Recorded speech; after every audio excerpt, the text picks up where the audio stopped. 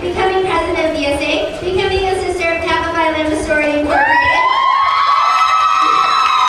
maintaining a high GPA, juggling, volunteering, and an internship all at the same time. Nothing can stop her.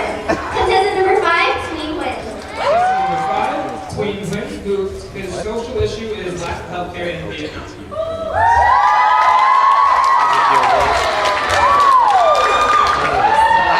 Okay, Tween. Okay. Good evening, everyone. I am here today to talk about the Vietnamese Chinese. It is the long gown worn on trousers by the Vietnamese men and women. It is the symbol of the Vietnamese feminine beauty, as well as the pride of my people. This national pride culminated in 1995 when Miss International Pageant in Tokyo awarded Best National Costume to the Vietnamese representative Tween. So, the ao dai consists of several elements. It consists of a long tunic with form-fitting bonnets, maroon collar, wrap and sleeve, and a side slit to create the front and back panel, and wide pant trouser. Ao dai is made to fit each foot and shape as best as possible to create the most graceful possible look. So, the ao dai I am wearing today is a blend of traditional and modern aspect. It has a scallop edge neck, as well as a form-fitting body tunic, a sleeveless style, and long fabric drape that is often uncommon seen in traditional ao dai. The long body hugging cuff flow over the wide trouser that brush the floor. Often ao dai is made out of soft fabric, and as you can see, the side slit from the tunic give glimpse of the bare midriff as to accentuate the femininity of the outfit. The color of the ao dai is also an important aspect. It often indicates the wearer's age and status. My color that I am wearing today is gold and black, often worn in traditional Vietnamese wedding and Vietnamese New Year. It is embroidered with beads in the image of flower in the springtime. This ao dai holds a very special place in my heart, as it was passed down from my mother to me, and thanks to her amazing seamstress skill, I was able to wear it on stage today.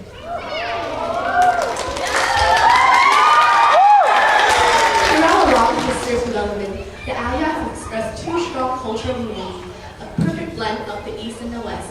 It has become one of the many national symbols of my country, and I am so honored to be wearing it on stage today. I will be moving on to my social issue. So, growing up, I was often very sickly with stomach disease.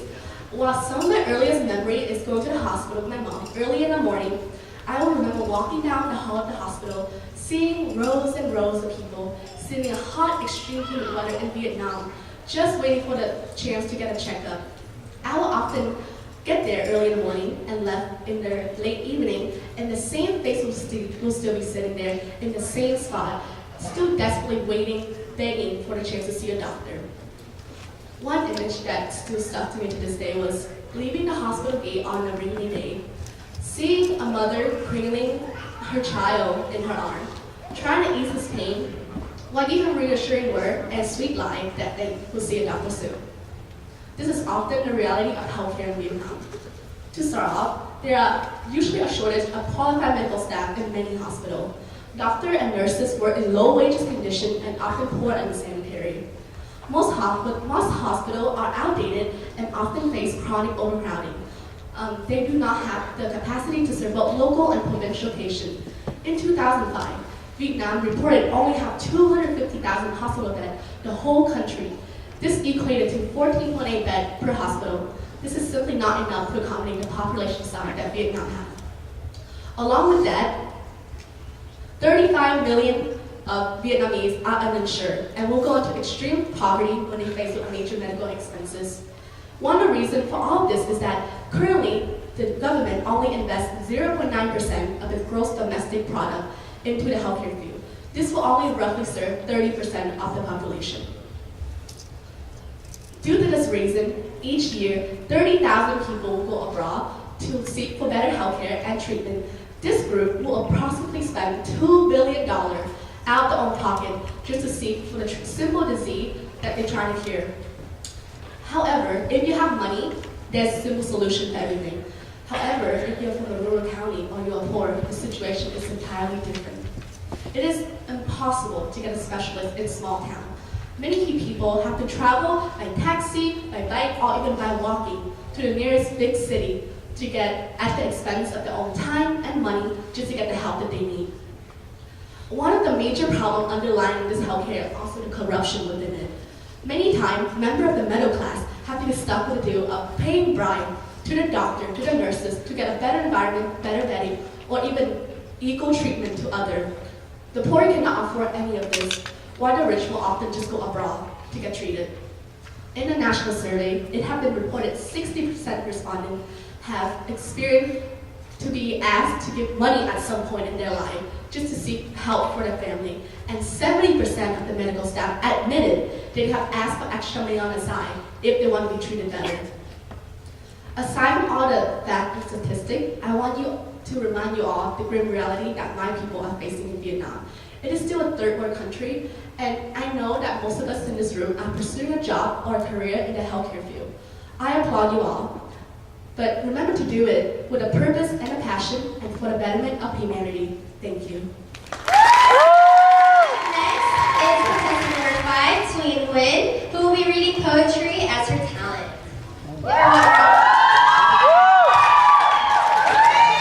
Get that heat. Snap, y'all, snap.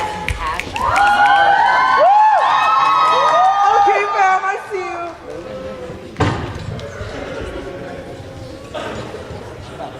Good evening, everyone. I want to share a poem that is very personal to me. I wrote this as a journey from middle school to high school as an immigrant child, as coming to the U.S. at the age of 10, starting everything over. In the bustling street of Jodel, where I grew up, my families are my rocks.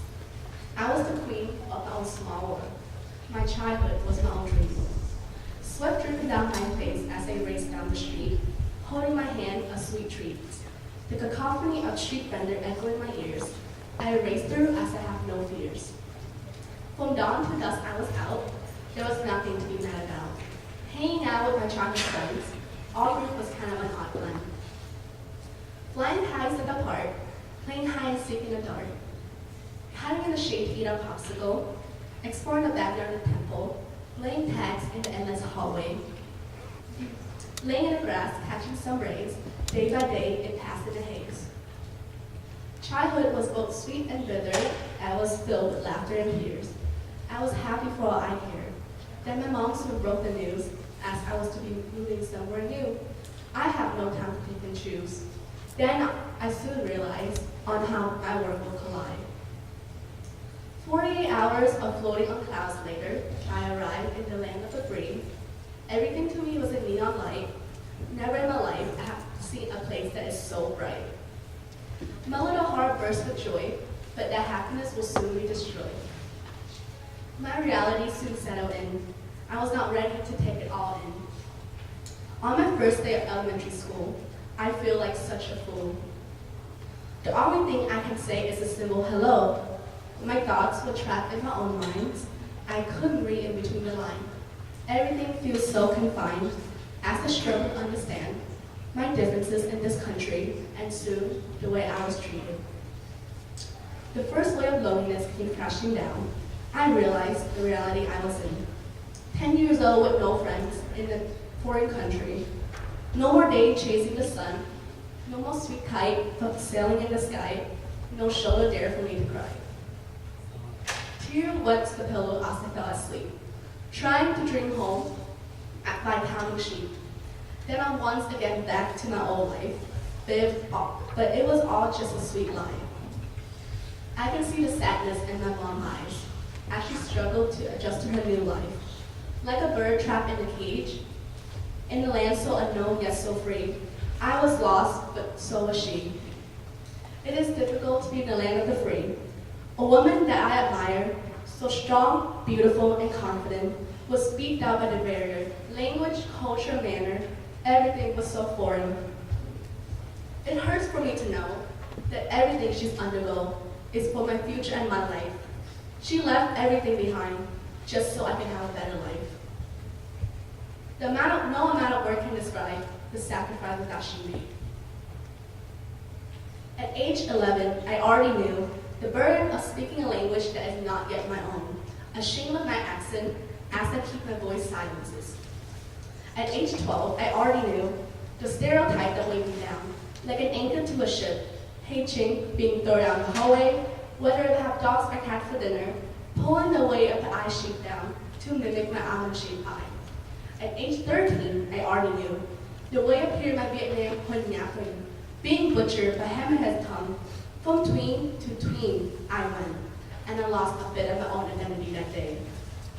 15 to 19 was the years of chaos, as I struggled to embrace myself. My motherland language lodged at my throat. My Viet was my pride, but it was also my shame. Go back to where you come from, they said as I don't belong. Consistently comparing to others, that I didn't love myself better. And at age 20, I finally knew on how to love myself. Like a phoenix, I rise from the ashes. Black hair, flat noses, brown eyes, everything that made me defined. To embrace my roots and my culture 20 late years later. Thank you.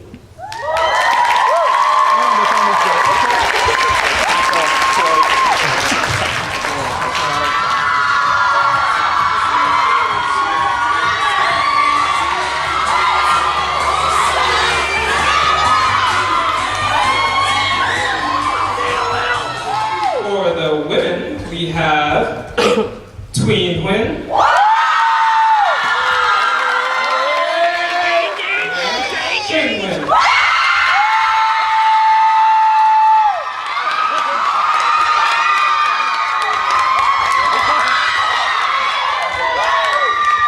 Congratulations to the top 4. Will the remaining contestants please exit the stage? Thank you all so much. You did amazing.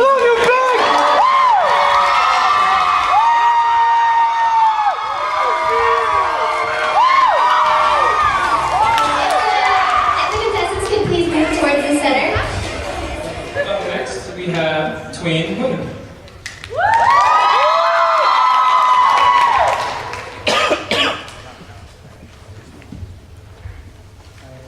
Tween, what struggles do you believe immigrants have to face that are often overlooked by many? I think this question can come from personal experience, as you can all tell from my home. But to narrow the list down, immigrants do face a lot of struggle in today's society. However, I think one of the main struggle that we're existing with is access to services.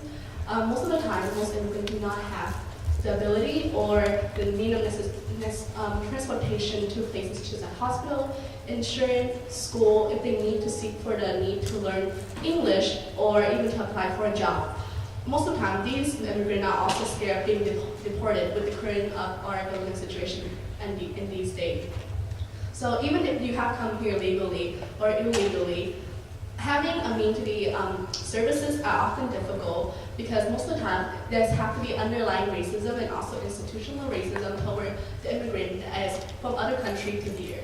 Many will often judge on, not all, but some within services will judge on the skin tone or how the way that they speak English, even if they are broken English, not properly communication. And there could be a lot of work to put into these services, as well as having them the need to help them to assimilate into the life here in the United States. So that's what I believe. Thank you.